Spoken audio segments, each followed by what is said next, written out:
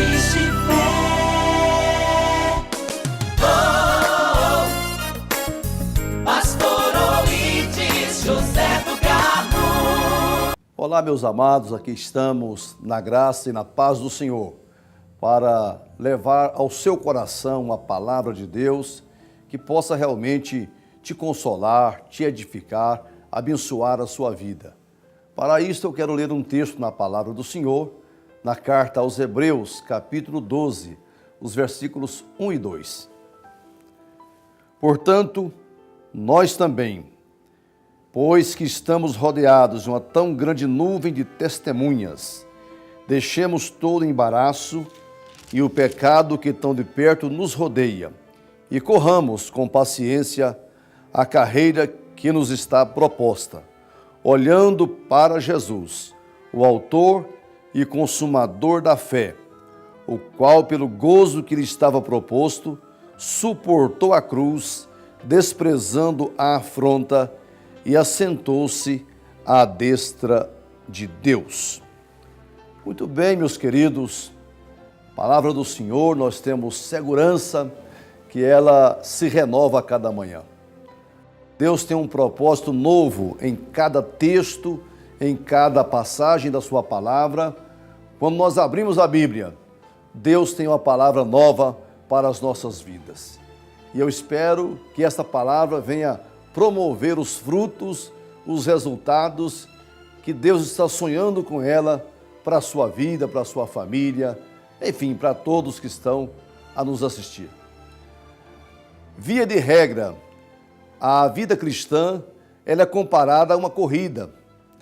E Paulo fala isto repetidas vezes, comparando o crente, o servo de Deus, com um atleta que corre no estádio, que disputa, enfim. E aí ele precisa ter muita determinação, foco naquilo que está fazendo, autodisciplina, muita renúncia para poder alcançar o seu objetivo, o seu alvo, alcançar a sua vitória. Esse texto aqui fala exatamente que a vida cristã ela é uma corrida que estamos correndo e nós temos um alvo, nós temos um fim a ser alcançado. E coloca aqui o texto que o testemunho de homens do passado, pessoas que venceram pela fé, que correram esta mesma corrida que estamos correndo hoje, enfrentando obstáculos, oposições, dificuldades, mas todos eles alcançaram a vitória, chegaram a um porto seguro. E o testemunho desses homens, que a Bíblia chama uma nuvem de testemunhas, que na verdade é exemplo para nós, é padrão para os que estão vivos e agindo hoje na vida cristã. O que aconteceram com eles no passado, todo o seu estilo de vida, toda a sua fé em Deus, que resultou em vitória para eles, é para nós um estímulo muito grande a também prosseguir nessa jornada da vida cristã. A palavra diz que o homem, para ter vitória na vida cristã, primeiro, ele tem que se livrar de todo o embaraço. Embaraço é tudo aquilo que impede o nosso progresso espiritual. É tudo aquilo que impede a minha plena comunhão com Deus, o meu desenvolver no dia a dia da fé cristã.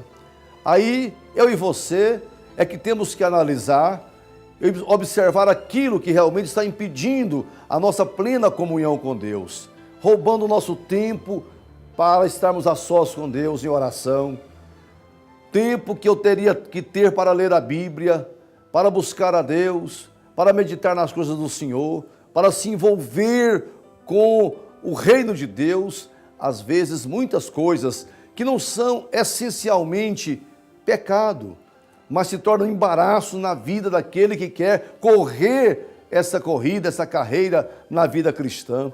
Embaraço impede o atleta de desenvolver-se bem na sua atividade.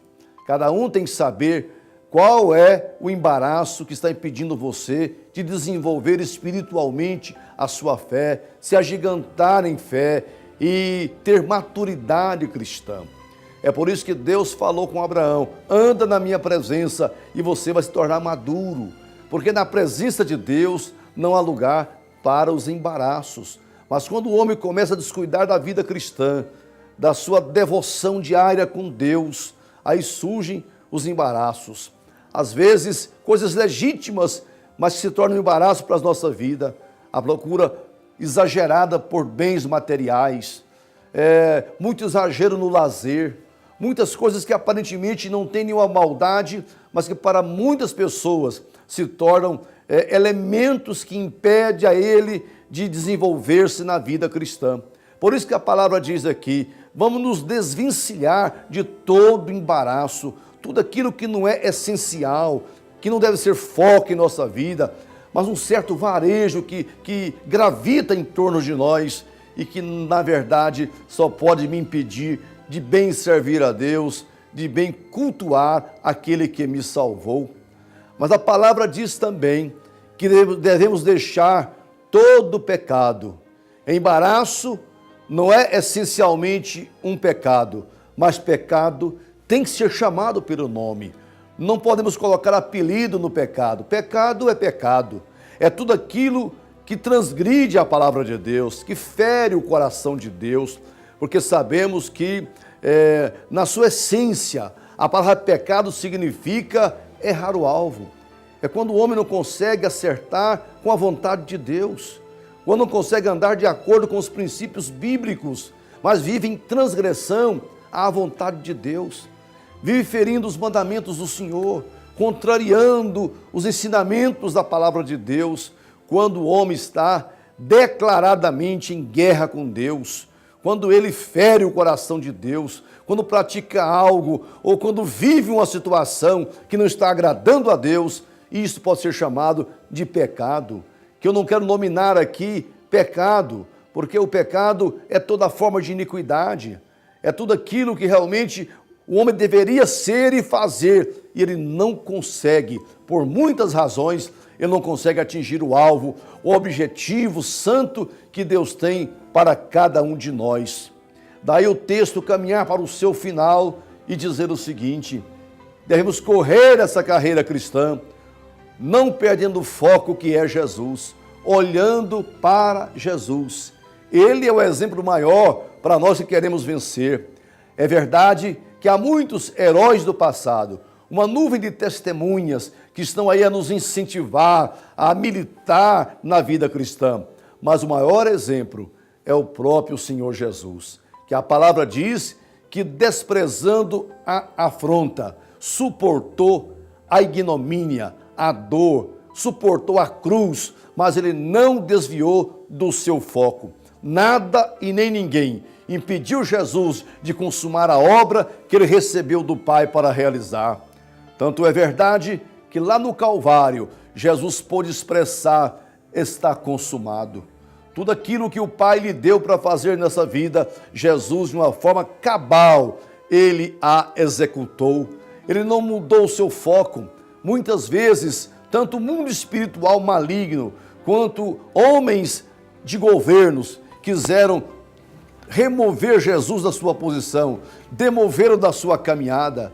Nós sabemos que um dia Jesus se aproximava de Jerusalém, ele ia para a cruz, ele iria para o Calvário, e alguém mandou um recado para Jesus dizendo: olha, Herodes quer te matar, o governador te espera para te matar.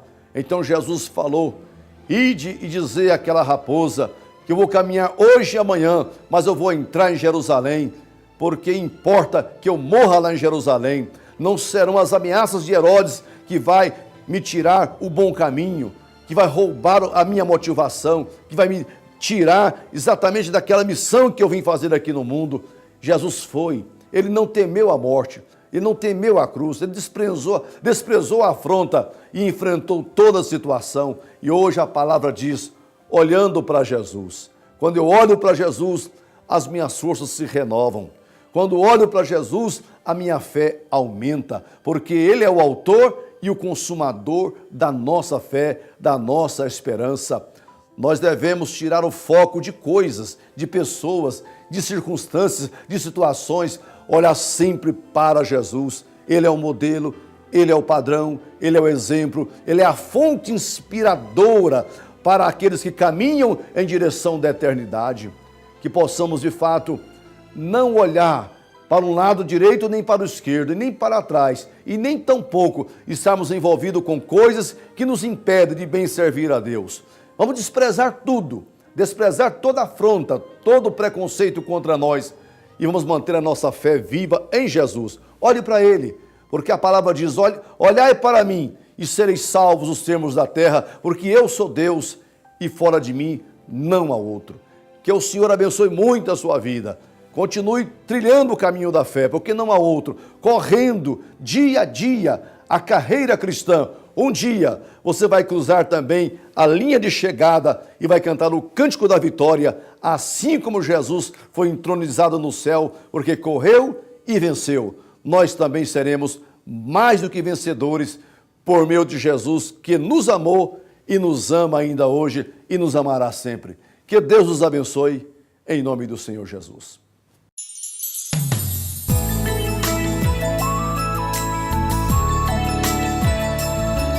Sementes de fé.